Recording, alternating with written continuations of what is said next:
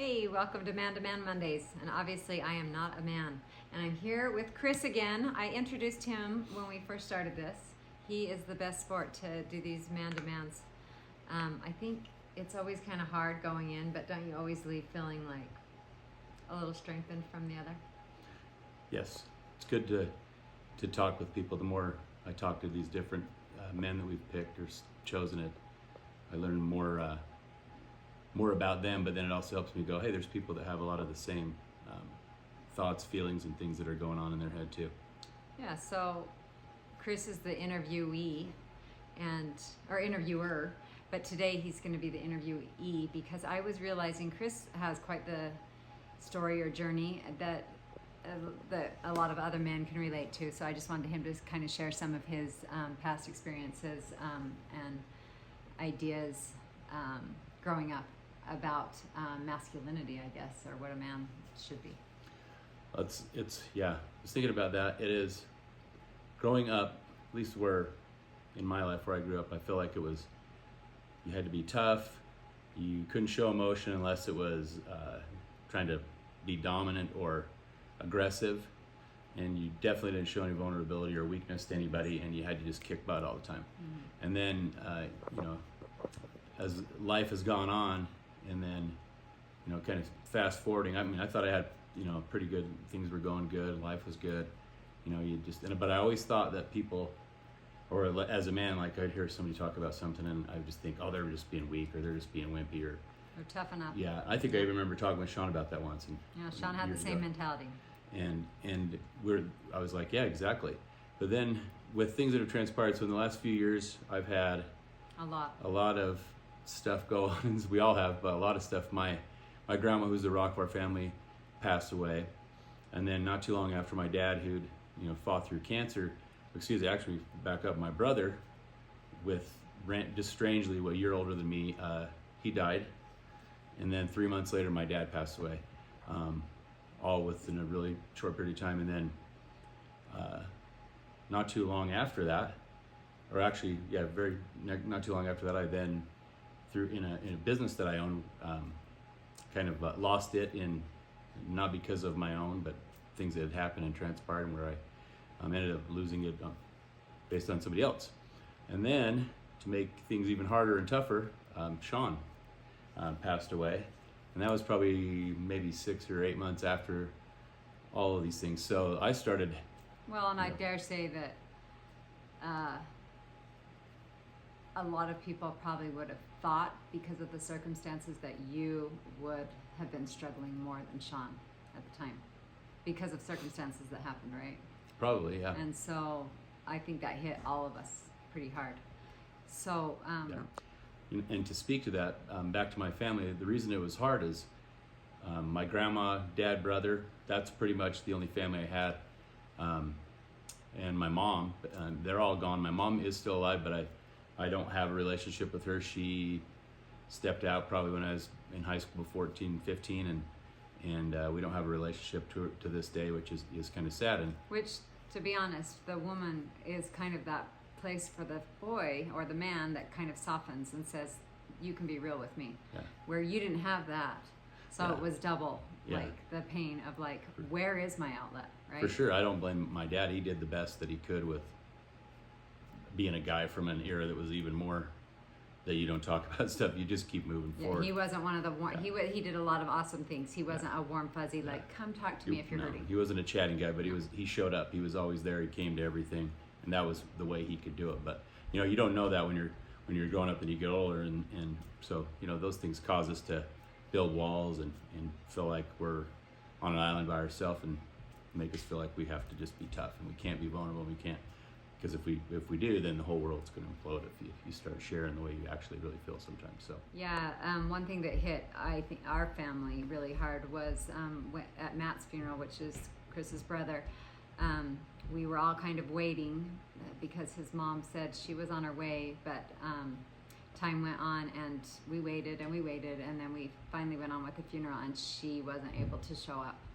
And that was really heartbreaking to me, and I know for you to be like, okay, she really isn't in my life. That was, I think that could have broke a lot of people right there.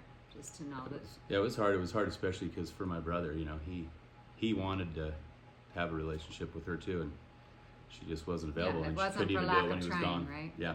Right. So yeah, it was. So tough. how have your since I guess all that happened and then Sean passed, how have your views changed on masculinity and what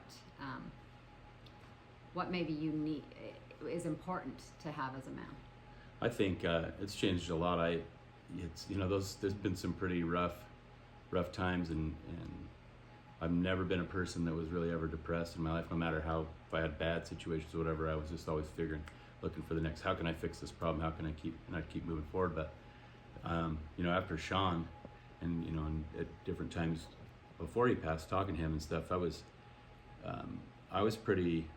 I don't know if I mean, I was depressed, I was worried, I was stressed out, I wasn't sleeping, I was, you know, it wasn't a good place.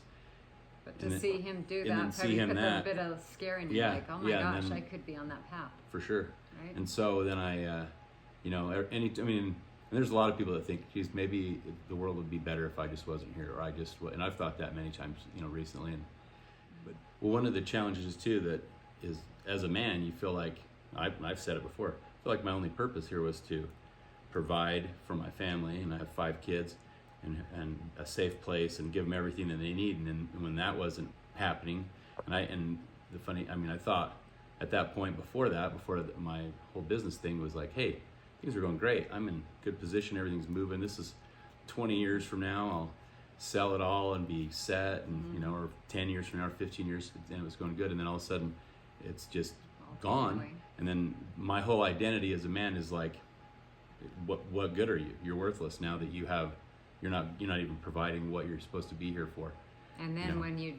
when your emotions break down and you're like, well, am I even there for them emotionally, right? Like all the pressures that a man has on their shoulders to protect and provide for their families is massive. Yeah. Yeah, you don't think of it though, I think, as a man. I mean, I didn't used to. I'd think, well, that's the way it is. So just, you know, like I was saying before, be tough. You just have to toughen up and figure it out. It's going to be okay. But, you know, with all the stuff that's happened, it's made me more open and aware of other people that way. I mean, I'm not by no means perfect, but...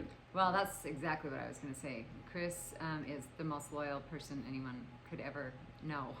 And given these setbacks, that only makes him more compassionate to other people, empathetic to people that maybe are going through something similar. And he will reach out to the underdog always to help them, because he knows what it feels like. And that's why men need to open up and talk, so they know, and they have compassion for each other and what each other is going through, that they can strengthen. And I think that's kind of one of the things that is helping you, even though it's sometimes uncomfortable to do these man-to-mans.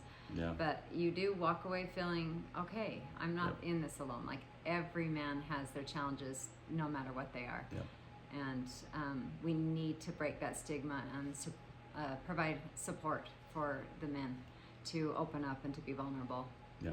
I mean, and one of the biggest things is that, said before, but the vulnerability is strength, and whereas as men we're not taught that that's actually the opposite. You're not strong if you're, you know, sharing your feelings, because that's just not the way we were taught. But really, when you can do that and share, or have some friends, not women, men that you can hang out with, you know, whether it be whatever, for however you do it, activities, you know, playing sports, whatever, then you can have a safe place to go to that they get it, they understand, and then you can talk about some of these issues then when people know that and they don't feel alone, then I think it changes a lot of that mindset. So you had to sum it up with maybe like 3 things that you are learning to become more mentally strong, so that you avoid the crisis that maybe Sean found himself in, or in the future. What would you say?